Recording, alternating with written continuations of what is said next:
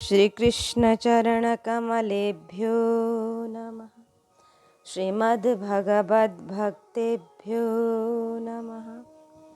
गोस्वामी श्री नाभाजी कृत श्री भक्तमाल। हम श्रवण कर रहे हैं चतुर्थ खंड। आज श्रीमान दास जी का सुचरित्र हम श्रवण करेंगे। इससे पूर्व में हमने गोस्वामी श्री तुलसीदास जी का परम पवित्र चरित्र श्रवण किया था। आइए श्रीमान दास जी का चरित्र श्रवण करें। भक्त श्रीमान दास जी। गोप्य केली रघुनाथ की मानदास परगट करी, करुणा बीर सिंगार आदि उज्जवल रस गायो। पर उपकारक धीर कपित कवि जन मन भायो। कौशलेश पद कमल अननि दासता व्रत लीनो, जानकी जीवन सुजस रहत निश दिन रंग भीनो। रामायण नाटक की रहस्य युक्ति उक्ति भाषा धरी, गोप्य केली रघुनाथ की श्री मानदास परगट करी। श्रीमान दास जी ने भगवान श्री रामचंद्र की गुप्त प्रकट लीलाओं का काव्य द्वारा गान करके भक्तों को सुनाया। श्री राम चरित्र वर्णन प्रसंग में आपने अपने काव्य में करुण, वीर, उज्ज्वल, श्रृंगार आदि रसों का भी समावेश किया। आपकी कविताएं कविजनों को अत्यंत प्रिय लगती थीं। आप महान परोपकारी, धैर्यवान एवं शीलवान थे। कौशलेंद्र भगवान श्री रामचंद्र जी के श्री चरण कमलों की अनन्य भाव से सेवा करने का आपका दृढ़ व्रत था। श्री जानकी जी जीवन प्रभु के सुयश के वर्णन, अध्ययन एवं मनन के रंग में आप दिन रात रंगे पगे रहते थे। श्री रामायण और श्री हनुमानष्टकादि ग्रंथों का गूढ़ उक्तियों का आपने सरल एवं सरस भाषा में विवेचन किया कि गोप्य केली, इसका एक अर्थ भावार्थ में दिया गया है कि दूसरा धर्म, परम गोपनीय श्रृंगार रस की लीलाएं। लीला पुरुषोत्तम भगवान श्री कृष्ण की मधुर श्रृंगार रस की लीलाएं जैसे लोक में प्रसिद्ध हैं, वैसे मर्यादा पुरुषोत्तम भगवान श्री राम की मधुर श्रृंगार लीलाएं लोक में प्रसिद्ध नहीं हैं। श्रीमान दास जी ने रहस्य ग्रंथों से खोज कर उन लीलाओं को भाषा के पदों में वर्णन कर लोक में प्रसिद्ध किया। कवित कविजन मन भाए, इस संबंध में देखिए द्वितीय खंड सूर कवित चालन करे की व्याख्या। जानकी जीवन भगवान श्री राम के श्रृंगार रस के परम प्रवीण रसिक महानुभावों द्वारा रघुकुल भूषण भगवान श्री राम के लिए जानकी जीवन इस नाम का विशेष रूप से प्रयोग किया जाता है। छप्पाई की प्रथम पंक्ति गोप्य केली मानदास परगट करी, और इस पंक्ति जानकी जीवन सुजस रहत निषदिन रंग भीने से सिद्ध होता है कि श्रीमान दास जी श्री राम के श्रृंगार रस के उपासक थे। रामायण नाटक की रहस्य युक्ति भाषा धरी, इसका अर्थ एक भावार्थ में दिया गया कि दूसरा अर्थ यह भी होगा कि श्री रामायण और श्री हनुमान टकादि ग्रंथों की उक्त पंक्ति उक्तियों का आपने सरल भाषा में पदों में अर्थ प्रकाशित किया। श्लोक आकृष्टे युधि कामुर्के रघुपतिर बामे ब्रवी दक्षिणम दाना शुभो जनेषु पुरतो युक्तम किमित्थम तवः बामन्यः पुनः ब्रवीन्मम नभि प्रष्टुम जगत स्वामिनीं छित्तु रावण वक्त्र पंक्तिमिति यो दध्यात्सभो मंगलम। जिस समय श्री रामचंद्र ने संग्राम में धनुष का आकर्षण किया तो प्रत्यंचा खींचने से दाहिना हाथ कान के पास तक चला गया। उस समय बायां हाथ दाहिने हाथ से बोला, दान करने, ग्रहण करने और भोजन करने के समय तो तुम आगे आगे रहते हो और अब युद्ध में पीछे हटते हो। तब दाहिना हाथ बोला, मुझको भय नहीं है, किंतु मैं रावण के मुख पंक्तियों को काटने के लिए जगतपति श्री राम जी से पूछ रहा हूँ। इस प्रकार कहता हुआ प्रभु का कर कमल तुम्हारा मंगल करे। श्री हनुमान नाटक के इस श्लोक का बड़ा सुंदर भाव भाषा के इन दोहों में है। बायां हाथ दाहिने हाथ से पूछता है, खान पान सन्मान में सदा रहो अगवान, अब क्यों पीछे जात हो देख दशानन बान। तब दाहिना हाथ बोला कि प्रभु श्रवणनि लगी जात में पूछन को यह बात, एक एक सिर काटहूँ के सब ही एक साथ। परम रसिक श्री मानदास जी एक बार अपने आराध्य श्रीमद राघवेंद्र आनंद कंद कौशल चंद्र भगवान श्री राम का ध्यान कर रहे थे। उसी समय श्री रघुनाथ जी ने इन्हें अपने त्रिभुवन मोहन मदन मोहन स्वमन मोहन रूप का दर्शन कराते हुए अपनी गोपनीय लीलाओं के गान का आदेश दिया। प्रभु कृपा से इनके निर्भर हृदय में भगवान की परम गोपनीय लीलाओं की स्फूर्ति होने लगी। तब इन्होंने उन लीलाओं को भाषा पदों में गाकर लोक में प्रसिद्ध किया।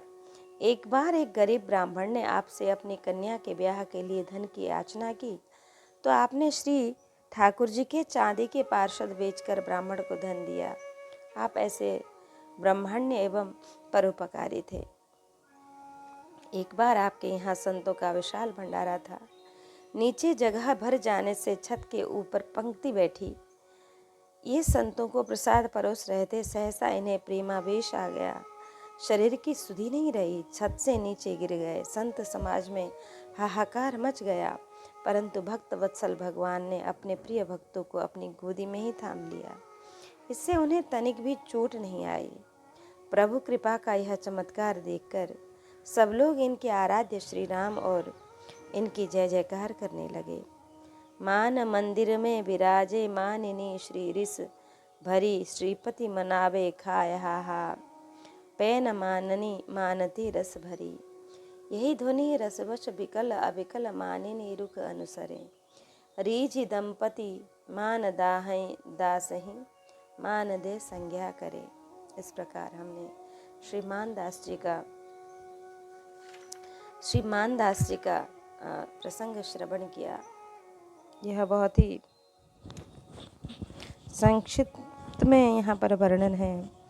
अब हम श्री गिरिधर जी इनका प्रसंग, इनका सुचरित्र श्रवण करें।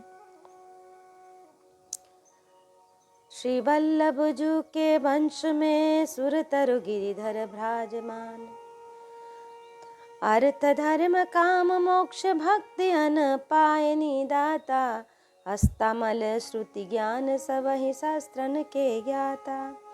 परिचर्या ब्रजराज कुंवर के मन को करशे, दर्शन परम पुनीत सभातन अमृत वर्षे।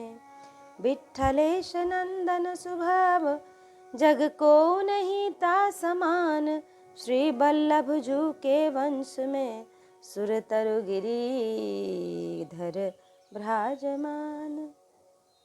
पुष्टि मार्गीय श्री वल्लभाचार्य जी के वंश में श्री गिरिधर लाल जी महाराज कल्प वृक्ष के समान शोभायमान लगते थे। आप शरणागत भक्तों को अर्थ धर्म काम मोक्ष और अचल श्री हरिभक्ति के दाता थे। आपको वेद शास्त्रों का संपूर्ण ज्ञान हाथ में आंवले की तरह प्रत्यक्ष था। आप सभी शास्त्रों के ज्ञाता थे। आपकी पूजा पद्धति ब्रजराज कुंवर भगवान श्री कृष्ण के मन को आकृष्ट करने वाली थी। आपके दिव्य दर्शन से लोग पवित्र हो जाते थे। भक्तों की सभा में विराजमान होकर जब आप श्री कृष्ण कथा को कहते थे, तब मानो ऐसा लगता था कि प्रेमामृत की वर्षा हो रही हो। श्री गोस्वामी श्री विट्ठल नाथ जी महाराज के सुपुत्र श्री गिरिधर लाल जी महाराज के समान सरस शीतल एवं कोमल स्वभाव वाला संसार में कोई नहीं हो सकता है। सुरतर गिरिधर के भक्ति अनपायनि दाता। अर्थ धर्म काम मोक्ष के बाद भक्ति के कहने का भाव यह है कि यह पांचवा पुरुषार्थ है। और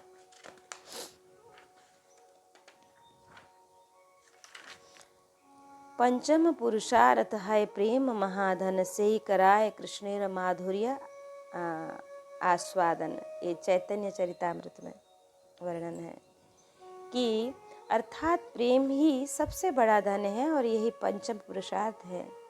यही प्रभु श्री कृष्ण के माधुर्य का आस्वादन कराता है। अस्तामल श्रुति ज्ञान भाव यह है कि जैसे हथेली में रखा हुआ आंवला भीतर और बाहर से एकदम स्पष्ट निरावरण दिखता है, उसी प्रकार समस्त श्रुतियों का आपको सम्यक ज्ञान था। परिचर्या ब्रज कुमार के मन को कर्षे, यह कहकर जनाया गया कि इनकी सेवा भगवान ने स्वीकार कर ली थी। वे इनकी सेवा के लिए लालायित रहते थे, यह बहुत बड़ी बात है। श्री गिरिधर लाल जी का एक शिष्य था, यह जाति का वैश्य था। उसके पास अपार संपत्ति थी, वह बहुत गुरु गोविंद की सेवा करता था, परंतु समय के फेर से उसका सारा धन नष्ट हो गया और कुछ दिन बाद उसका गोलोकवास हो गया। उसके एक पुत्र था, उसके हृदय में भी भक्ति के संस्कार थे, परंतु धन का सर्वथा अभाव होने से वह अपने माता पिता की भांति श्री गुरु गोविंद की वित्तजा सेवा नहीं कर पाता था। इस बात का उसे हार्दिक दुख था, अति दुख था। एक दिन उसने श्री गिरिधर लाल जी के पास आकर अपना दुख निवेदन करते हुए प्रार्थना की कि प्रभु, आपकी कृपा से मेरे पिता के पास तो अपार धन था, इससे वे बहुत संत भगवंत की सेवा करते थे, परंतु मैं तो ऐसा अभागा निकला कि मुझे पेट भर खाने को भी नहीं मिलता। आप तो साक्षात कल्प वृक्ष हैं, जिसके पास से कोई भी व्यक्ति निराश नहीं जाता है। अतः आप मुझ पर भी ऐसी ही कृपा करें जिससे मैं भी अपने पिता की कीर्ति को अक्षुण्य रखते हुए संत भगवंत की सेवा करूं। पुत्र की दीनता देखकर द्रवीभूत हो गए और निरंतर मेरे हृदय को दारिद्र्य दग्ध करता रहता है, उसने कहा, उस वैश्य के पुत्र ने। परंतु दयामय श्री गिरिधर लाल जी उस वैश्य पुत्र की दीनता को देखकर बड़े द्रवीभूत हो गए और उसे भी श्री श्रीनाथ जी के भजन का उपदेश देते हुए विश्वास दिलाकर बोले कि प्रभु कृपा से बहुत शीघ्र तुम्हारी दरिद्रता दूर हो जाएगी। सचमुच थोड़े से चमत्कृत होकर वह वैश्य बड़ी उदारता पूर्वक गुरु गोविंद की सेवा करने लगा। इस सेवा के प्रताप से उसके मन में भगवान के दर्शन की उत्कंठा उत्पन्न हुई। एक दिन उसने श्री गिरिधर लाल जी से अपने मन का भाव कह सुनाया और भगवत साक्षात्कार का उपाय पूछा। आपने सहज भाव से कहा, प्रीतम प्रीति ही ते पैहों, प्रभु तो प्रेम से ही मिलते हैं, अतः प्रेम पूर्वक भगवान की सेवा करो, उनके नाम गुणों का संकीर्तन करो। उनसे पूछा, प्रभु प्रेम के क्या लक्षण हैं? आपने कहा कि जब भगवान के नाम रूप का स्मरण होते ही आंखों से अश्रुपात तथा शरीर में रोमांच होने लगे, वाणी गदगद हो जाए, कंठ अवरुद्ध हो जाए, तो उससे प्रेम की दशा समझनी चाहिए। ऐसी दशा पर रीझ कर ही भगवान भक्तों को दर्शन देते हैं। वह वैश्य बहुत दिन तक सेवा पूजा संकीर्तन करता रहा, परंतु कभी भी उसकी आंखों में न तो आंसू आए और न शरीर में रोमांच भी हुआ और न कोई प्रेम के अन्य लक्षण ही दिखाई पड़े।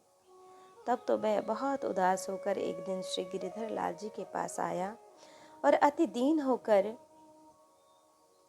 पुनः अपनी मनोव्यथा सुनाई। उसकी सरलता, निष्कपटता तथा दीनता पर रेझ कर श्री गिरिधर लाल जी ने उसे छाती से लगा लिया और उसकी आंखों से झरझर अश्रुपात होने लगा। उनके इस प्रेम का प्रभाव उस वैश्य पर भी पड़ा। उसके नेत्र भी सजल हो गए, शरीर पुलकायमान हो गया उसी समय श्री ठाकुर जी ने साक्षात प्रकट होकर गुरु शिष्य को दर्शन दिया, परंतु वह वैश्य अभी अच्छी तरह आंख भर दर्शन कर नहीं पाया था कि श्री ठाकुर जी अंतर्ध्यान हो गए। तब तो वह बहुत व्याकुल होकर आर्तनाद करने लगा, इसकी करुणा आपसे देखी नहीं गई। आपने पुनः दर्शन देने की प्रार्थना भगवान से की तो प्रभु ने कहा, इस वैश्य के द्वारा एक महद अपराध होता है, इसलिए यह पुनः पूर्ण रूप से मेरा दर्शन प्राप्त नहीं कर सकता। श्री गिरिधर जी ने कहा, जय जय प्रभु, वह कौन सा महा अपराध है? हो सकता है कि यह अल्पज्ञ जीव अनजान में उसे करता हो और जान लेने पर न करे। श्री नाथ प्रभु ने कहा कि इसकी पत्नी की वैष्णव सेवा में बड़ा भाव है, परंतु यह उसे डांटता फटकारता रहता है, उससे वैष्णव सेवा नहीं करने देता है, यही उसका महा अपराध है। यह सुनकर वैश्य ने तत्काल प्रतिज्ञा की कि अब मैं कभी भी ऐसी भूल नहीं करूँगा। मैं नहीं जानता था कि संतों की इतनी महिमा है और प्रभु संतों पर इतना प्रेम करते हैं। अब तो हम स्वयं संतों की सेवा करेंगे और पत्नी को भी बेरोक टोक संत सेवा करने देंगे। जब वैश्य ने इस प्रकार प्रतिज्ञा की तब भगवान ने पुनः प्रकट होकर दर्शन दिया। श्री गिरिधर लाल जी की कृपा से वैश्य को सहज में भगवत दर्शन हो गए। तभी तो श्री नाभाजी ने सुरतरु गिरिधर भ्राजमान ऐसा कहा है। इस प्रकार श्री गिरिधर लाल जी का, श्री गिरिधर दास जी का, गिरिधर जी का चरित्र हमने श्रवण किया। अब आए श्री गोस्वामी गोकुलनाथ जी का चरित्र हम श्रवण करें। श्री वल्लभ जू के वंश में गुण निधि गोकुलनाथ अति उदधि सदा भोक्ष सहज सुंदर मित भाषी गुरुवत्तन गिरिराज भलप्पन सब जग साखी विठलेश की भक्ति भयो बेला दृढ़ ताके भगवत तेज प्रताप नमित नरवर पद जाके निर्विलीक आशय उदार भजन पुंज गिरिधरन रति श्री वल्लभ जू के वंश में गुण निधि गोकुला नाथ अति। श्रीमद् वल्लभाचार्य जी के वंश में श्री गोकुलनाथ जी सद्गुणों के निधान थे। वे क्षुभित न होने वाले समुद्र के समान अविचल, गंभीर तथा सहज सुंदर थे। सर्वदा मधुर, सत्य एवं आवश्यकता अनुसार बोलने वाले थे।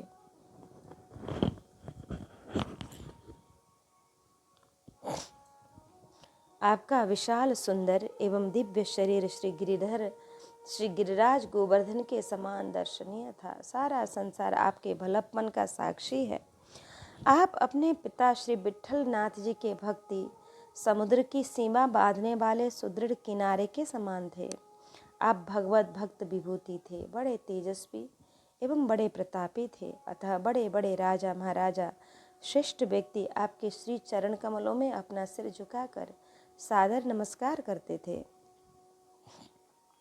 आपका हृदय परम पवित्र था। आप निर्विकार मन बुद्धि वाले, परम उदार और भजन भाव की राशि थे। श्री गोवर्धन नाथ जी से बड़ा स्नेह करते थे।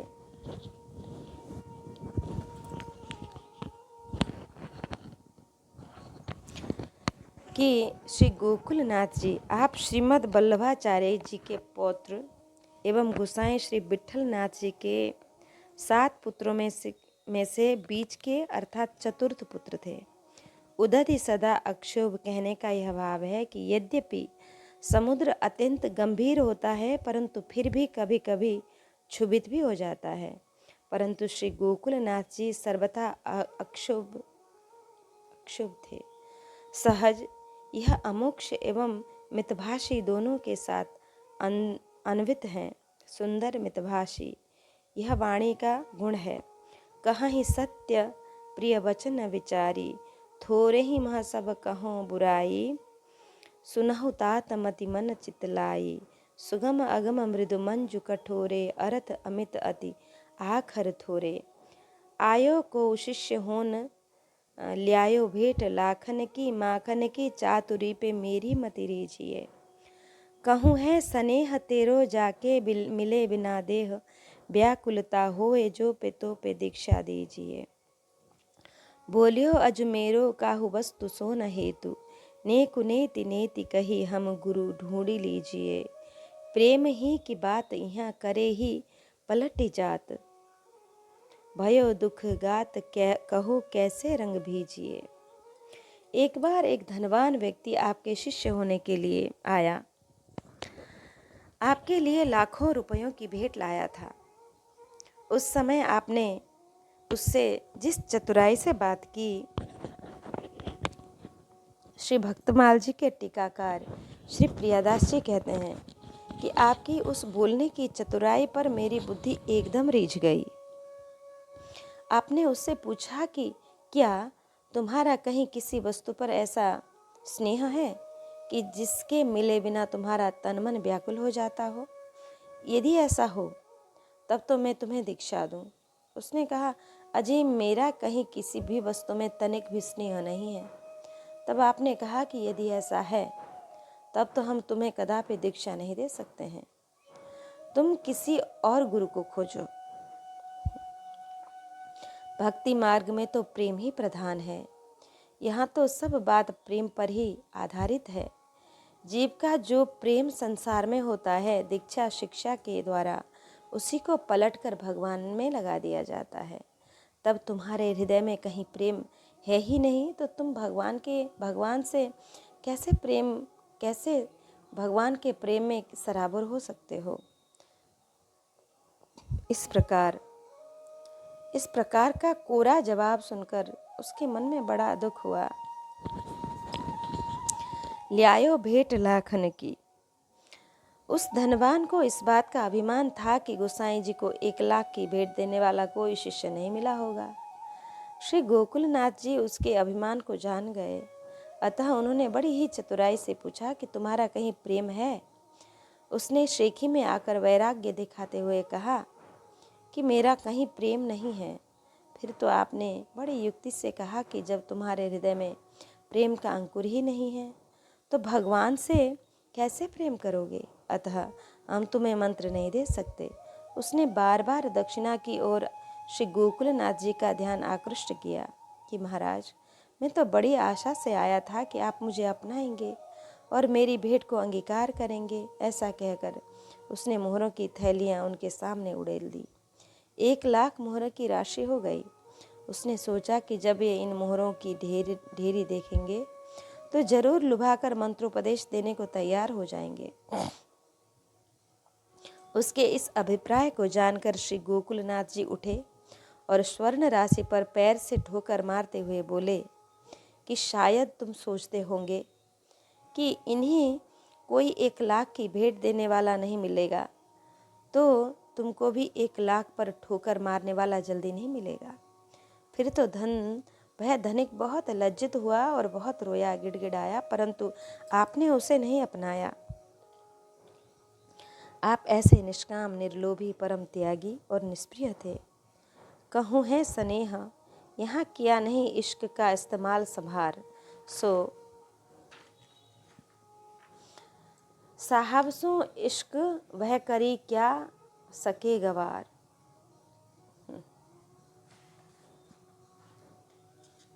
कि यहाँ किया नहीं इश्क का इस्तेमाल संभार, सो साहबसों इश्क वह करी क्या सके गवार। इनकी रूपा शक्ति जितनी यहाँ थी, भगवान की ओर मुड़ने पर क्षण भर में ही उससे भी अधिक भगवान के रूप में हो गई। कान्हा हो लहा हलाल खोर घोरी दियो मन लेके, श्याम रस सागर में नागर रसाल है। निशि को सुपन माझ निपुण श्रीनाथ जुने, आज्ञा दई भीत नई भई ओट साल है। गोकुल के नाथ जुसो बेगी दे जताई दीजे, कीजे आहे दूरी छवि पुर देखो ख्याल है। भोर जो बिचारे नहीं धीरज को धारे, वहाँ जाऊं को मारे पेड़े पर्यो यह लाल है। कान्हा नाम का एक भंगी था। उसने परमानंद रस सागर नटनागर प्रेम धाम श्री श्याम सुंदर के प्रेम रस में अपने मन को एकदम मिला दिया था। कान्हा को दूर से खड़े होकर टकटकी लगाकर श्रीनाथ जी का दर्शन करते हुए देखकर मंदिर के अधिकारी पुजारी आदि कर्मचारियों ने श्री गोकुलनाथ जी से कहकर श्री ठाकुर जी को नीच की दृष्टि से बचाने के लिए मंदिर के द्वार के सामने दीवार उठवा दी, जिससे अब न तो कान्हा श्री श्रीनाथ जी को देख सके, न श्री श्रीनाथ जी कान्हा को देख सके। तब रात्रि में परम प्रवीण श्री श्रीनाथ जी स्वप्न में कान्हा से कहा कि इस नई दीवार की ओट मुझे बहुत कष्ट दे रही है, अतः तुम श्री गोकुलनाथ जी से शीघ्र कहो कि बहुत जल्दी इस दीवार को हटा दें, जिससे कि मैं बिलछू कुंड की शोभा का दर्शन कर सकूं। प्रातः काल होने पर कान्हा मन में जब स्वप्न की बात का विचार करने लगा तो उसकी हिम्मत छूट गई। वह सोचने लगा कि यदि मैं वहाँ जाकर यह बात कहूँगा तो कोई मुझे मारने न लगे, इधर ये लाला जी मेरे पीछे पड़े हैं। हलाल खोर, भगवान को भक्तिमान प्राणी प्रिय है। भक्तिवंत अति नीचउ प्राणी, मोहे प्राण प्रिय असी मम बानी। भक्तिहीन विरंच किन होई, सब जीवहु सम प्रिय मोहि सोई। तथा स्वपच भक्त का प्रसंग पूर्वार्ध में 240 में पृष्ठ पर हमने श्रवण किया कि धर्मराज के यज्ञ में सर्वश्रेष्ठ भक्त स्वपच वाल्मीकि ही सिद्ध हुए। जाति पाति पूछे नहीं को, हरि को भजे सो हरि को हो। कि जीव ईश मिली दोय नाम, रूप गुण परिहरे रसिक कहावे सोई ज्यों जल घोरे शर्करा। कि ईश्वर से मिलने पर जीव के गुण दोष दूर हो जाते हैं, जैसे शर्करा के दोष तृण आदि जल में घुलने पर अलग हो जाते हैं, उसी प्रकार जाति गुण आदि के दोष भक्त में नहीं रहते हैं। प्रभु रसालय एवं रस सागर हैं, भक्त भी इन दिव्य गुणों से युक्त हो जाते हैं। सुपन, श्री श्रीनाथ जी ने श्री गुसाई से स्वप्न में नहीं कहा, इसलिए कि कान्हा छिपा हुआ भक्त था, उसे प्रकट करना था। जैसे स्वपच वाल्मीकि को प्रकट किया, वैसे ही कान्हा को प्रकट किया, उसकी महिमा को बढ़ाया। छवि पूर देखो। श्रीनाथ ने कहा कि दीवार बन जाने से शोभा से पूर्ण बिलछू बन नहीं दिखाई पड़ता है, अतः दीवार गिरवा दो। दीवार बन जाने से कान्हा और श्री श्रीनाथ जी परस्पर एक दूसरे को नहीं देख पाते थे, दोनों को इसका कष्ट था। पर श्री श्रीनाथ जी ने अपने प्रेम को छिपाने के लिए बिलछू बन को देखने का बहाना बनाया। श्री श्रीनाथ जी ने कान्हा से कहा कि तुम्हें दर्शन न होने से जो कष्ट है उसका हमें ख्याल है। भगवान सर्वदा अपने भक्त का, उसके प्रेम का ध्यान रखते हैं। प्रेमी संसार के अन्य प्रपंच को करता हुआ दिखाई भले पड़े, पर उसका ख्याल प्रेमास्पद में ही रहता है। इस पर एक दृष्टांत है फकीर का कि एक फकीर और बालक की गुड्डी का एक दृष्टांत। एक फकीर ने अपने गुरुजी से पूछा, ईश्वर में प्रेम कैसा होना चाहिए? गुरुजी ने कहा, इस बात को तो ईश्वर ही बता सकता है, उसी से पूछना चाहिए। फकीर बोला, ईश्वर कहाँ मिलेगा? गुरुजी बोले, कुटी के बाहर निकलो, जो सबसे पहले मिले वह ईश्वर ही होगा, उसी से पूछना। फकीर ने ध्यान किया और बड़े चाव से बाहर निकला तो सबसे पहले उसे एक बालक पतंग उड़ाता हुआ मिला। उसे ही ईश्वर मानकर पूछने लगा, पर बालक का मन पतंग में था। हमारे पैर कहाँ पड़ रहे हैं यह भी उसे पता न था। पतंग के अधीन आगे आगे पीछे लड़खड़ाता हुआ चल रहा था और कुछ भी उत्तर न मिलने पर वह लौटकर गुरुजी के पास आया और बोला, ईश्वर नहीं मिला। सबसे पहले पतंग उड़ाता हुआ बालक मिला। गुरुजी ने कहा वही ईश्वर था। उसने अपनी लीला दिखाकर उपदेश दिया, बालक बनो, पतंग में जैसे मन बुद्धि लगाई जाती है उसी प्रकार शरीर और संसार को भुलाकर ईश्वर में मन लगाओ। हाथ पैर टूटने मरने की अर्थात हानि लाभ सुख दुख आदि की चिंता त्याग दो। फकीर ने वैसा ही किया। ऐसे दीन तीन आज्ञा देते बे प्रवीण नाथ, हाथ कहा मेरे बिना गहे नहीं सरे गो। गए द्वार द्वार पर बोले जो विचार एक, दीजे सुधी कान सुनी खीजे बात करेगो। काहू ने सुनाई दई लीजिए बुलाए हो, कहो और दूर करो करे दूरी ढरेगो। जाए बही कही लही आपनी पिछानी मिले, सुनियो मेरो नाम श्याम कहो नहीं टरेगो। इसी प्रकार मेरा प्रवीण श्रीनाथ जी 3 दिन तक लगातार स्वप्न में कान्हा को आज्ञा देते रहे। तब कान्हा ने विचार किया कि इसमें मेरा वश ही क्या, लगता है कि मुझे गोसाई श्री गोकुलनाथ जी से बिना कहे काम नहीं चलेगा। अतः कान्हा हिम्मत करके श्री गोसाई जी के द्वार पर गया और द्वारपाल से बोला कि आप श्री गोसाई जी से मेरी प्रार्थना सुनाइए कि कान्हा आपसे कुछ बात करना चाहता है। यह सुनकर द्वारपाल ने नाराज होकर कहा, अरे तू गोसाई जी से क्या बात करेगा। इतने में किसी ने श्री गोसाई जी से कहा कि कान्हा आपसे कुछ कहना चाहता है। तो आपने कहा उसे शीघ्र बुलाओ। जाने पर गोसाई जी ने कहा, अहो कहो तुम क्या कहना चाहते हो। तब कान्हा ने कहा, आप अन्य लोगों को यहाँ से दूर हटा दीजिए तब कहूँगा। तब श्री गोसाई जी ने सबको यह कहकर हटाया कि आप लोगों के दूर हट जाने पर यह अपनी बात कहेगा। सब लोग हट गए। तब कान्हा ने वही बात कही जो श्री श्रीनाथ जी ने इसको कहा था। सुनकर श्री गोकुलनाथ जी बड़े हर्षित हुए कि अहो, श्री श्रीनाथ जी ने मुझे अपना मानकर मुझसे कहने को कहा है। फिर तो आप कान्हा से बड़े प्रेम से मिले और बोले कि यदि श्री श्याम सुंदर ने मेरा नाम लेकर कहा है तो अब उनकी बात नहीं टलेगी, अर्थात अवश्य में उसका पालन किया जाएगा। कि काहू ने सुनाई दई, वह कोई और नहीं था, स्वयं श्री श्रीनाथ जी ने ही एक ब्रजवासी का रूप धारण कर श्री गोसाई जी से कहा, बाहर कोई प्रेमी भक्त आपसे मिलना चाहता है, पर द्वारपाल आने नहीं दे रहा है, उसे फटकार रहा है।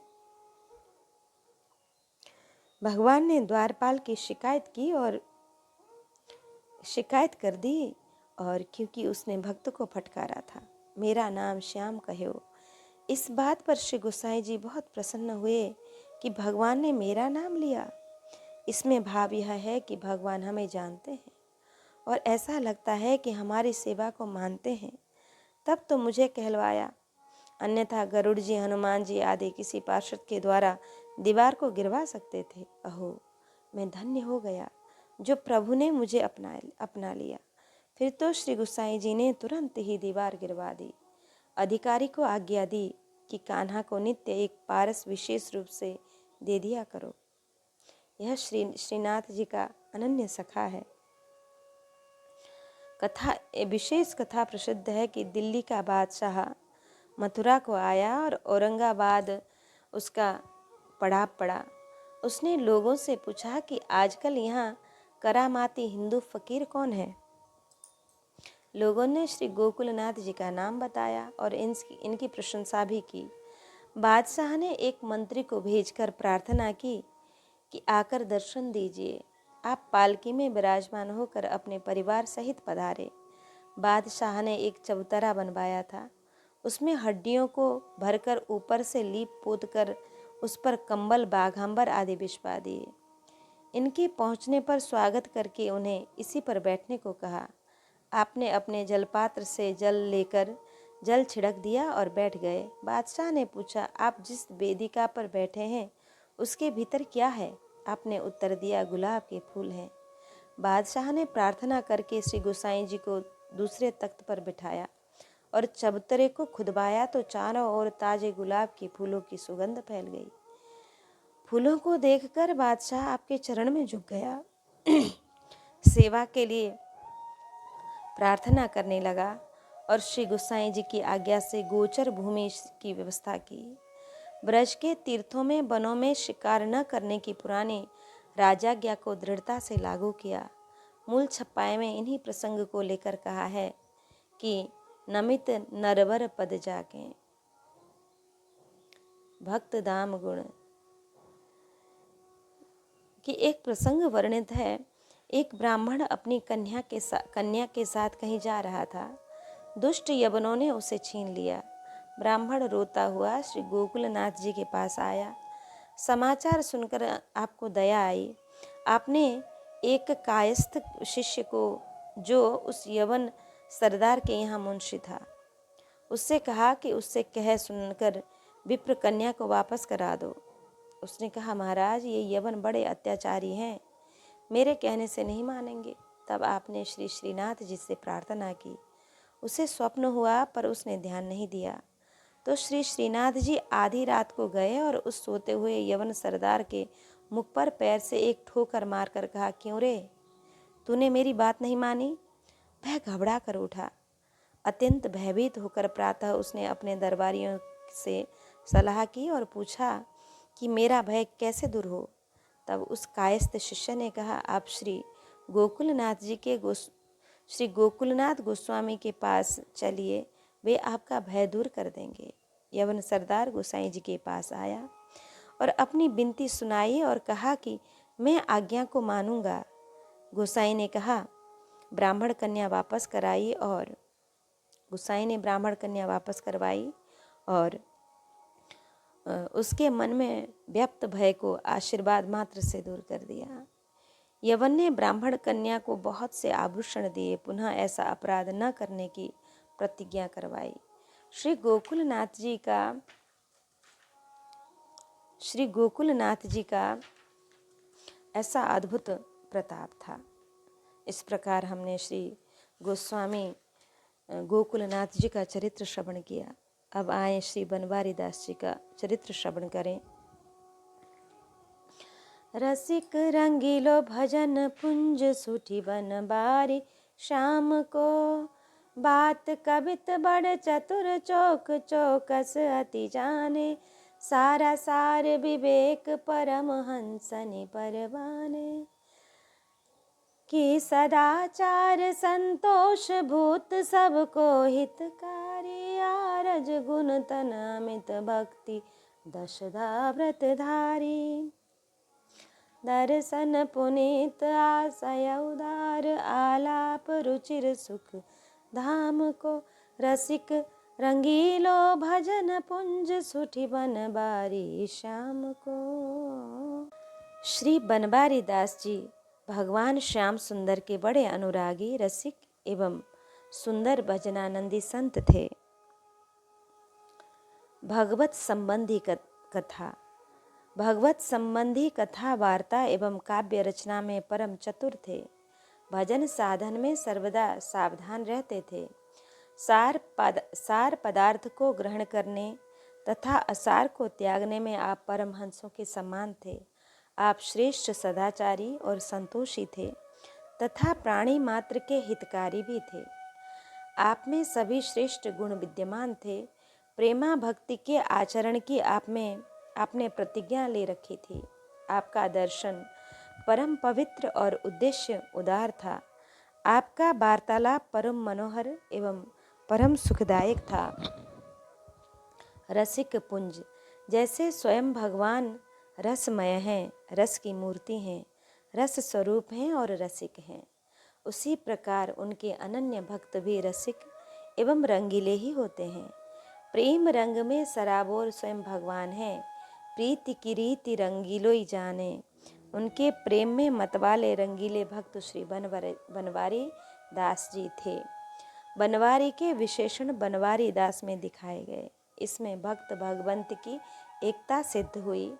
भजन पुंज एक कालिक भगवान की कोई साधारण सेवा भजन है और मन वचन कर्म से सर्व समर्पण भाव से सार्वकालिक अष्टयाम सेवा से ये भजन पुंज है। ये नाम जपते, सत्संग करते, कथा कहते, काव्य रचना के द्वारा गुणगान करते, सारा सार का निर्णय करके अनुनायी साधकों का मार्गदर्शन करते और भक्ति संबंधी सभी प्रतिज्ञाओं का दृढ़ता से पालन करते और कराते, अतः इन्हें भजन पुंज कहा गया। बात कबित बड़ चतुर, सरल कवित कीरति विमल सोई आदर ही सुजान। वाणी की प्रशंसा तब होती है जब वह मधुर हो, सत्य हो और सभी के हितकारी हो। आगे कहकर मधुरता दिखाई, सारा सार विवेक कहकर सत्यता दिखाई और भूत हितकारी कहकर इनकी वाणी को प्राणी मात्र की हितकारिणी कहा गया। बिना विचारे मिथ्या कटु दुखदा मुख देखी, ठाकुर सोहाती कहना वाणी के दोष हैं। वाणी भूषण ही भूषण है, अन्य भूषणों से शोभा नहीं होती है।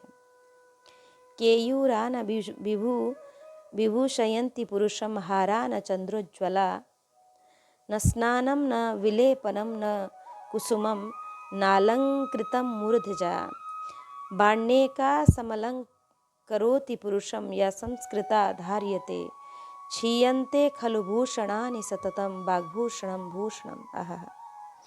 कि बाजूबंद, चंद्र कांतमणि, हार, स्नान, अंगराग, चंदन, पुष्पमाला और संवारे केशपास आदि पुरुषों को सुशोभित नहीं करते हैं। पवित्र वाणी ही एकमात्र पुरुष को विभूषित करती है जो संस्कार से युक्त है। दूसरे जो आभूषण हैं वे तो क्षीण, मलिन एवं नष्ट हो जाते हैं। वाणी अमिट है, शोभा का आधार है, अतः वाणी ही श्रेष्ठ भूषण है। कुसुम केश भूषण बसन चंदन हार श्रृंगार, घिसे मिटे बानी अमिट सब शोभा आधार। किसी कवि ने जिह्वा को शिक्षा दी, हे जिह्वे रसरासज्ञे मधुरम किन्न भाषसे, मधुरम बद कल्याणे सर्वदा मधुर प्रिय। हे जिह्वे, तू मीठे खट्टे आदि सभी रसों को ग्रहण करने वाली है और मीठा ही तुझे सर्वदा प्रिय है, तब फिर मीठे बोल क्यों नहीं बोलती। मेरी मान, मधुर भाषण ही किया कर। जिह्वा से कटु भाषण करने से विपत्तियों के पहाड़ सिर पर आ जाते हैं। कि जिह्वा तू दुखदा बड़ी बोतल ना ही समार, कही के कटु भीतर छिपती जूता सहत कपार। रोशन रसना खोलिए बर खोलिए तरवार, सुनत मधुर परी नाम हित बोलिए वचन संहार। बात बनाने में इन्हें चतुर कहा। इसका तात्पर्य यह नहीं कि लौकिक वार्ता में बीरबल की तरह हाजिर जवाब थे। आप भगवत कथा एवं उपदेश को इस चतुरता से कहते थे कि श्रोता मंत्र मुग्ध हो जाता, विमुख सन्मुख हो जाता। वार्तालाप में चतुराई आवश्यक है कि बातन हाथी पाइए, बातन हाथी पाए, बातन सो विष उतरे, बातन विष हो जाए। एक दृष्टांत है कि फकीर और बादशाह का। एक दिन प्रातःकाल बादशाह की एक फकीर से मुलाकात हो गई। परस्पर दोनों ने एक दूसरे को देखा। दोपहर को बादशाह भोजन के लिए बैठा, थाली सामने आई। इसी बीच ऊपर से एक छिपकली थाली में गिर पड़ी। रसोइये ने कहा, मैं अभी दूसरी थाली लाता हूँ, संपूर्ण सामग्री तैयार है। पर बादशाह ने इनकार करते हुए कहा कि मेरा मन बिगड़ गया, भोजन से अरुचि हो गई है, अतः अब आज मैं भोजन नहीं करूँगा। बादशाह ने भोजन नहीं किया। सोचते विचारते उसके मन में आया कि आज सवेरे सवेरे हमने एक फकीर का मुख देखा था, उसी का यह परिणाम है कि आज मुझे भोजन नहीं मिला। जो भी उसका मुख सवेरे देखता होगा उसे ही दिन भर भोजन नहीं मिलता होगा। ऐसे अशुभ आदमी को तो मरवा डालना चाहिए, जिससे लोगों को शांति मिले। बादशाह ने सिपाहियों को बुलाकर कहा कि फौरन उस फकीर को पकड़ कर लाओ और हाथी के पैरों से कुचलवा कर मरवा डालो। सिपाहियों ने फकीर को लाकर उसे बताया कि तुम्हें हाथी के पैरों से कुचलवाने का सरकारी हुक्म है। फकीर ने कहा, मुझे दंड स्वीकार है, परंतु मेरी अंतिम इच्छा है कि मैं बादशाह से मिलूं और एक बात पूछूं। सिपाहियों ने बादशाह से स्वीकृति लेकर फकीर को बादशाह के सामने उपस्थित किया। फकीर ने पूछा कि मुझे यह दंड क्यों दिया जा रहा है। बादशाह ने कहा, तुम एक अशुभ व्यक्ति हो।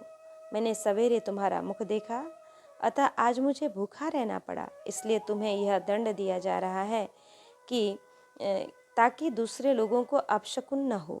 फकीर ने कहा, मेरा मुख देखने से मुझे भोजन नहीं मिला, मेरा मुख देखने से तुमको भोजन नहीं मिला, इसमें कोई विशेष हानि नहीं है। तुम मरोगे नहीं, कल भोजन कर लोगे, परंतु तुम्हारा मुख कितना बुरा है कि जिसे सवेरे देखने से हमें प्राणदंड मिल रहा है। यह युक्ति युक्त बात सुनकर बादशाह को सद्बुद्धि आई और उसने प्रसन्न होकर फकीर का स्वागत सत्कार किया तथा उसे उसी हाथी पर बैठाकर राजकीय सम्मान के साथ विदा किया। बात बनाने से हाथी मिला, अन्यथा हाथी के पैरों से मृत्यु मिलती। बातन सो विष उतरे, अनुकूल सदा वार्तालाप से विष। अनुकूल सद्वार्ता से विष, द्वेष, क्रोध आदि सब दूर हो जाते हैं। इस पर एक और दृष्टांत है, जो खाए सो खाए, इस कटु वाक्य से विषरूप क्रोध चढ़ा, और जो खाए सो पदों को गाए कर खाए, इस मधुर वाक्य से संतों का क्रोध दूर हुआ। बात अर्थात मधुर सत्य एवं तर्क संगत वाक्य से असंभव कार्य संभव हो जाते हैं, भूत भाग जाते हैं और प्राण बच जाते हैं। बात बिडारे भूत को, बात बचावे प्राण, बात बड़ी भगवान तो कहो हंस आख्यान। एक और दृष्टांत एक ओझा का। किसी गांव में एक ओझा तांत्रिक रहते थे। वे भूत प्रेत आदि बाधाओं को बात ही बात में भगा देते थे। एक बार इनके पास एक मनुष्य ने आकर प्रार्थना की, मेरे लड़के को भयंकर भूत लगा है, किसी प्रकार भी नहीं छोड़ रहा है, लड़का मरने वाला है। वह भूत कई लड़कों को मार चुका है। जंगल में एक नदी के किनारे पीपल के वृक्ष पर अपना निवास बताता है। ओझा ने कहा, चिंता मत करो, घर को चलो। जब मैं तुम्हारे घर पर जाऊं, तब तुम मुझसे कहना कि महाराज, मेरे घर में दो तीन दिन से बड़े बड़े भारी भयंकर राक्षसों ने आकर अड्डा जमा लिया है।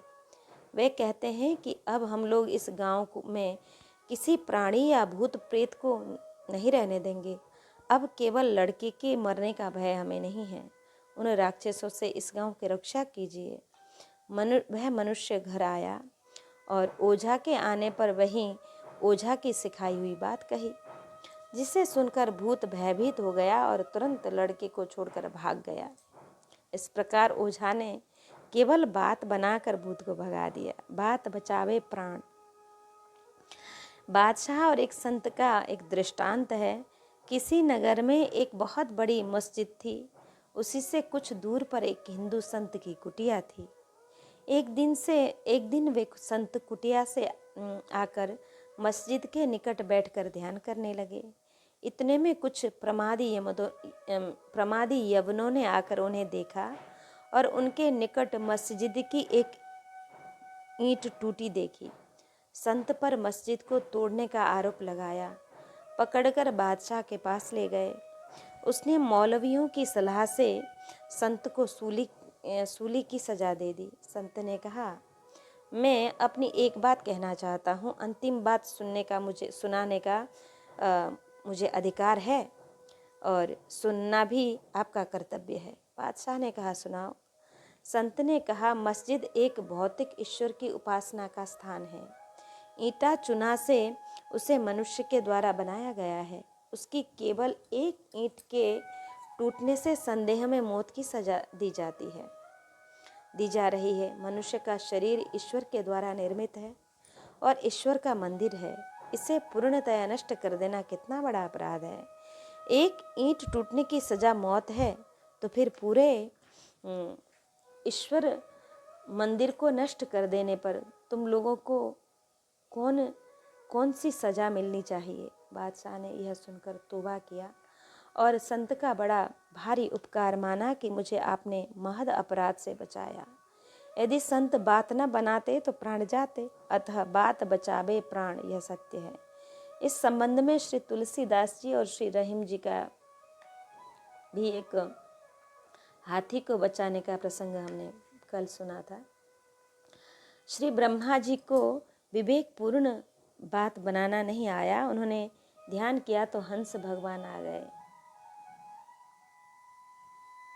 कि बात बनाने की कला हो तो एक बात का 1,00,000 रुपया और एक हाथी मिल जाता है।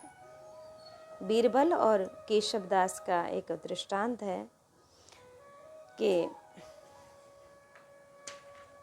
बीरबल और केशवदास, ओरछा निवासी श्री केशवदास कवि ने रसिक प्रिया नामक ग्रंथ की रचना की और उसे ओरछा नरेश को समर्पित किया, जिसे देखकर वे बड़े प्रभावित हुए। उन्होंने 1,00,000 रुपया और एक हाथी केशव कवि को पुरस्कार रूप में प्रदान किया। फिर पूछा कि आप इस पुरस्कार को पाकर संतुष्ट हुए या नहीं। केशवदास ने कहा, राजन, मैं अपने संतोष से और आपके स्वागत सत्कार से प्रसन्न तो हूँ। सम्मान पूर्वक पान ही पर्याप्त है, अन्यथा 1,00,000 रुपया और एक हाथी तो मेरे एक एक बात का मुझे मिलता है। इतने विशाल ग्रंथ में न जाने कितनी बातें हैं। ओरछा नरेश एवं सभी सभासदों ने कहा, आपकी इस बात पर कैसे विश्वास किया जाए। केशव कवि ने कहा, मैं अपनी बात को सत्य प्रमाणित करूंगा। आप मेरे साथ अपना गुप्तचर भेज दीजिए और मुझे समय दीजिए। राजा ने ऐसा ही किया। केशवदास जी दिल्ली गए और एक बगीचे में ठहर गए। बादशाह को समाचार मिला कि ओरछा के राजा राजकवि पधारे हैं। उसने शीघ्र ही बीरबल को बुलाकर कहा, संपूर्ण स्वागत सामग्री के साथ जाओ और उनका स्वागत करो। बीरबल पहुँचे तो उनके समीप आने पर केशव कवि ने उनकी ओर पीठ कर लिया और पीछे की ओर देखने लगे। बीरबल की समझ में नहीं आया तो उन्होंने पूछा, मैं तो आपका स्वागत करने आया और आपने मेरी ओर पीठ कर दी, ऐसा क्यों। केशव कवि ने कहा, मैंने सुना था कि बीरबल के दर्शन से दरिद्रता दूर भाग जाती है। आपका दर्शन करके मुझे मुड़कर यह देख रहा था कि दरिद्रता दूर भाग गई या नहीं। यह सुनकर बीरबल बहुत ही प्रसन्न हुए। केशव कवि ने कहा, मैं केवल 2 घंटे तक ही यहाँ ठहरूंगा। बीरबल ने जाकर बादशाह से कहा, वे जाने वाले हैं, उनकी विदाई भेंट कर दीजिए। बादशाह ने पूछा, क्या देना चाहिए। बीरबल प्रसन्न थे, अतः बोले, कम से कम एक हाथी और 1,00,000 रुपया उन्हें मिलना चाहिए। केशव कवि 1,00,000 रुपया और एक हाथी लेकर ओरछा आ गए। गुप्तचर ने बताया कि एक ही बात की यह भेंट है। यदि बात बनाकर बीरबल को प्रसन्न न करते तो 100-200 रुपये ही भेंट मिलते। बात की चतुराई पर कि पंडित और बादशाह का एक और दृष्टांत। एक पंडित जी धन मान सम्मान करने की इच्छा से अकबर बादशाह के दरबार पर उपस्थित हुए। बादशाह ने पूछा, क्या पढ़े हो। पंडित जी ने कहा, 4 वेद, 6 शास्त्र, 18 पुराण और बातों की चतुराई। बादशाह ने पूछा, बताओ, सारे शरीर में रोए हैं और हथेली में क्यों नहीं है। पंडित जी ने कहा, दान देते देते घिस्सा लगता रहता है, अतः आपकी हथेली में बाल नहीं जमे। बादशाह ने पूछा, दूसरे की हथेली में बाल क्यों नहीं है। आपकी हथेली में बाल नहीं जमे। बादशाह ने पूछा, दूसरे की हथेली में बाल क्यों नहीं है? दूसरों की। उन्होंने उत्तर दिया, ईर्ष्या बस हाथ मलते मलते तुम्हारी हथेली में क्यों नहीं है, दान लेते लेते। यह सुनकर बादशाह प्रसन्न हो गया और बातों की चतुराई से पंडित जी ने विशेष धन मान प्राप्त किया कि कागा काको धन हरे, कोयल काको देय, मीठी बानी बोली के जग अपनों कर लिया। आप कविता करने में बड़े चतुर थे, कवित बड़े चतुर। श्री बनवारी दास जी कविता करने में बड़े चतुर थे। एक ब्रजगोपी विरहिणी श्री राधा जी से कहती है,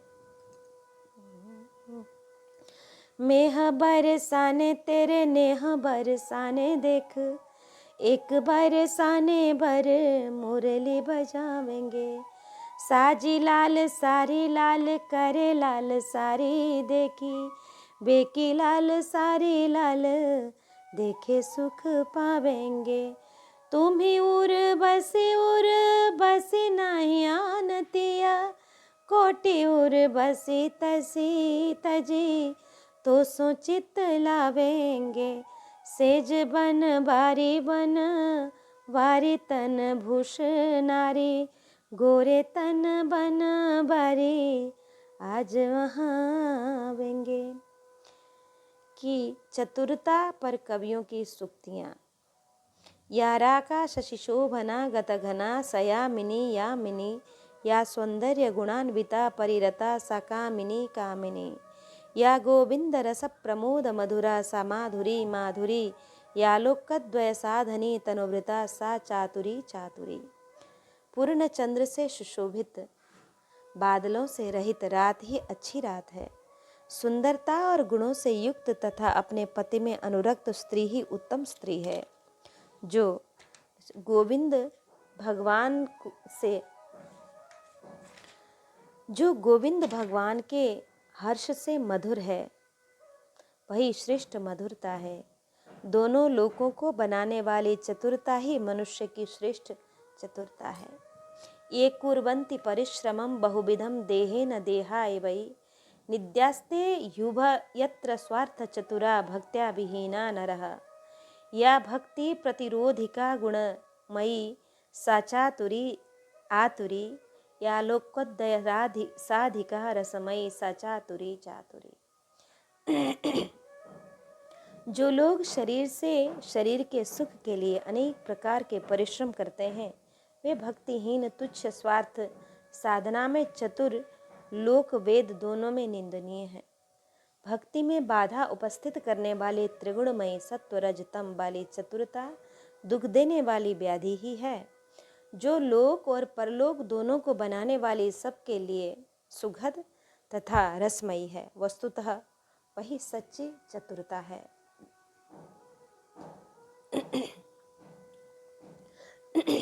तात्पर्य यह है कि जिस चातुर्य से भक्त भगवंत प्रसन्न हो वह श्रेष्ठ है।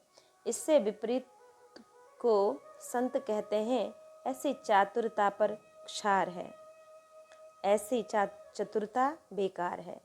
इस प्रकार चतुराई दो प्रकार की सिद्ध हुई, एक भक्ति मूला, दूसरी प्रपंच मूला। उससे हृदय में कपट और व्यवहार के जंजाल में फंसना पड़ता है। उसे छोड़कर भगवत भजन करने पर भगवत कृपा प्रसाद की प्राप्ति होती है। मन क्रम वचन छाड़ी चतुराई, भजत कृपा करी है रघुराई। यह चतुर पुरुष के लक्षण कहे गए हैं। कठिन काल मल कोस धर्म न ज्ञान योग जप, परिहरि सकल भरोस राम ही भजहि ते चतुर नर। रसिक रंगीले भक्त श्री बनवारी दास जी केवल चतुर ही नहीं थे, वरन चतुर शिरोमणि थे। इसी से भगवत स्वरूप विशेषज्ञ श्री गोस्वामी नाभाजी ने चतुर कहकर बड़ चतुर कहा। चतुर शिरोमणि, चतुरों में चतुर कौन? चतुर शिरोमणि तेज जगमाही, जे मनि लागिसु जनत कराहे। भक्ति चिंतामणि के प्रचार प्रसार आदि के लिए आपने अनेक सुंदर प्रयत्न किए, जिनका अक्षय प्रभाव है और रहेगा। अतः आपको बड़ चतुर कहा गया। जो सुखप्रद वार्ता कहे वही बड़ा चतुर है, उसे ही लोक में धन मान और परलोक में सुख की प्राप्ति होती है। इस पर एक दृष्टांत है दो विद्वानों और एक राजा का। एक राजा के दरबार में दो विद्वान रहते थे। विद्या में दोनों समान थे। एक को राजा 5 रुपया मासिक वेतन देता, दूसरे को 5 रुपया रोज। कुछ दिन बाद 5 रुपया मासिक वाले ने राजा से कहा, राजन, हम दोनों एक सी योग्यता वाले विद्वान हैं, पर आप हमें कम वेतन देते हैं, ऐसा क्यों? राजा ने कहा, इसका कारण किसी दिन बतावेंगे।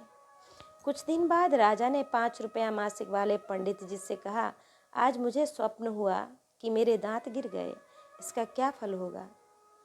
उसने उत्तर दिया, यह स्वप्न अति अशुभ है, धन का नाश हो जाएगा। राजा ने दूसरे 5 रुपये रोज वाले से वही प्रश्न किया तो उसने कहा, स्वप्न शुभ है, धन और आयु की वृद्धि होगी। इसके बाद राजा ने उसे बुलाकर कहा कि तुम्हारी बात से दुख हुआ, अतः वेतन कम है। इनकी बात से सुख हुआ, अतः वेतन अधिक है। सुखप्रद बात कहने वाला अधिक योग्य होता है। कीरति को मूल एक रैन दिन दान देवो, धर्म को मूल एक साधु पहचानबो। बढ़िबे को मूल एक ऊंचो मन राखी वोई, जानिबे को मूल एक भली बात जानिबो।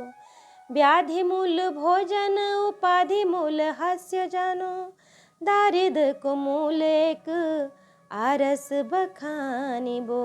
हारिबे को मूल एक आतुरी हैरन माझ, चातुर को मूल एक बात कही जानिबो। 4 वेदों का पांडित्य भी बिना चातुरता के व्यर्थ है। इस पर एक दृष्टांत गुनी और पंडित का। सभी वेद शास्त्रों का अध्ययन करके एक पंडित घर को आ रहे थे। वन में उन्हें एक चतुर गुणी का साथ मिल गया। परस्पर वार्तालाप में पंडित ने अपनी प्रशंसा की, मैं सभी वेद पुराण यंत्र मंत्र एवं तंत्रों का विद्वान हूँ। मृतक की हड्डी पड़ी हो तो भी मैं उसे जीवित कर सकता हूँ। इतने में कुछ सिंह की हड्डियाँ पड़ी मिली। पंडित जी ने उसे एकत्र किया, जल को अभिमंत्रित किया। उस जल में से थोड़ा सा जल लेकर चतुर्गुणी पेड़ पर चढ़ गया। पंडित ने हड्डियों पर जल छिड़का, सिंह जीवित हो गया और उसने झपट कर पंडित जी को ही मार डाला। मांस खाकर रक्त पान कर दहाड़ता हुआ जंगल में चला गया। तब पेड़ पर से उतरकर उस गुणी पुरुष ने हड्डियों पर जल छिड़ककर पंडित जी को जीवित कर दिया। पंडित जी ने अपनी भूल स्वीकार की। चतुर ने चातुरी से स्वयं अपने और पंडित जी के प्राण बचाए, अन्यथा दोनों मारे जाते। सत्य ही कहा है, एक और 4 वेद, एक और चातुरी। कि जेहि समान अतिशय नहीं को, उसके ज्ञाता थे। अतः श्री बनवारी लाल जी दास जी भी सर्वदा चौक और चौकस थे। इस संसार संग्राम में चारों ओर से माया तथा उसके भट कामादि विकारों के निरंतर प्रवाह हो रहे हैं। चौकस ही अपने को बचाकर उन पर विजय प्राप्त कर सकता है। मोह निशा में सोने वाले की भजन धन की चोरी होती रहती है। सजग सावधान जागते हुए संत की चोरी तो नहीं ही होती है। उल्टे चोर विकार कृतार्थ हो जाते हैं। ये मोह निशा में जागने वाले थे, अतः इन्हें चौकस कहा। सारा सार विवेक, सार तत्व ईश्वर एवं उसका भजन है। असार जगत एवं उसकी आसक्ति है। उसका विवेक सार का ग्रहण, असार का त्याग है। उमा कहूँ मैं अनुभव अपना, सत हरि भजन जगत सब सपना।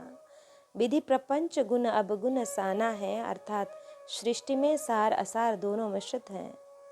ईख में रस सार है, छिलका असार है। संत जन विवेक से असार का भी सदुपयोग करते हैं। जैसे छिलके को भट्टी में जलाकर उससे रस को सिद्ध किया जाता है, उसी प्रकार लौकिक व्यवहार एवं परिवार को भगवत भक्ति में प्रयुक्त करके अपने प्रेम को पुष्ट करते हैं। परमहंसनि परवाने, सत असत विवेकी परमहंसों के लिए आपका चरित्र एवं आपकी वाणी प्रमाण थी। सदाचारी अर्थात पवित्र आत्मा वाले, बाहर भीतर से शुद्ध करने वाले थे।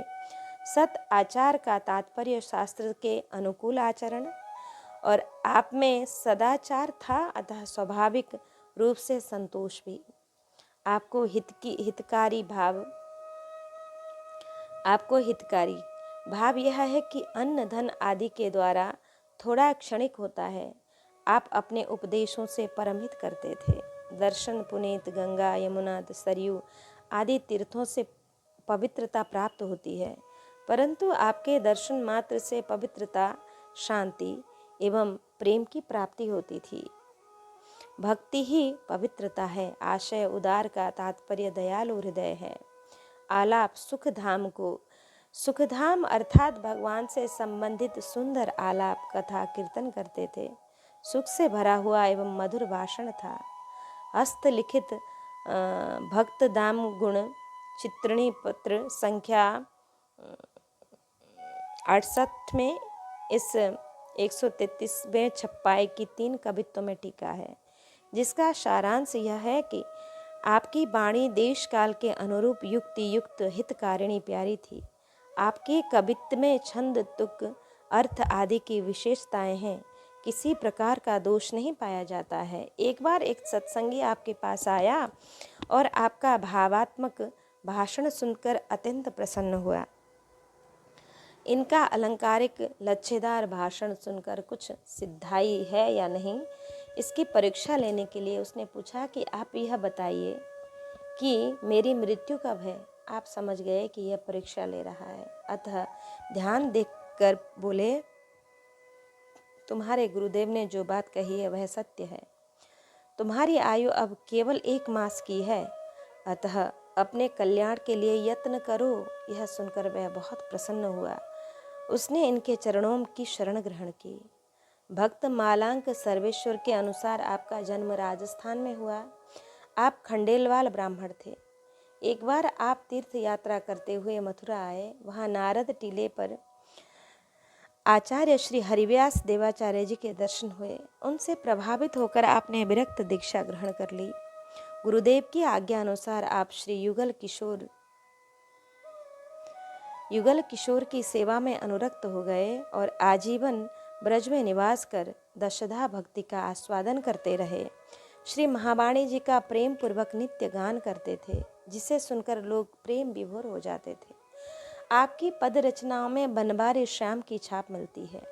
श्री युगल किशोर के ध्यान में मग्न होकर आपने अनेकों पदों का गान किया। इनका यह पद अति प्रसिद्ध है। बसी उर जोरी जुगल अनूप, श्यामा श्याम सहज रस सागर, उलझत सुभग स्वरूप। राजत गौर किशोर श्याम दो, दामिनी घन दुति देत। चितवत रहत सकल चित, कलमश करत छिने अनुरूप। श्रीहरि व्यास चरण रंजित, मंजित करि मन नैन। बसे वृंदावन वंशी बट ढिंग ढरी, कालिंदी कूल। और यह बनवारी श्याम सुखद अति भाग सुभाग बन्यो, कि अनत चलत चित चाहत न कबहूँ, चाहत हो भल भूप। इस प्रकार श्री बनवारी लाल जी का, श्री बनवारी दास जी का सुप्रसिद्ध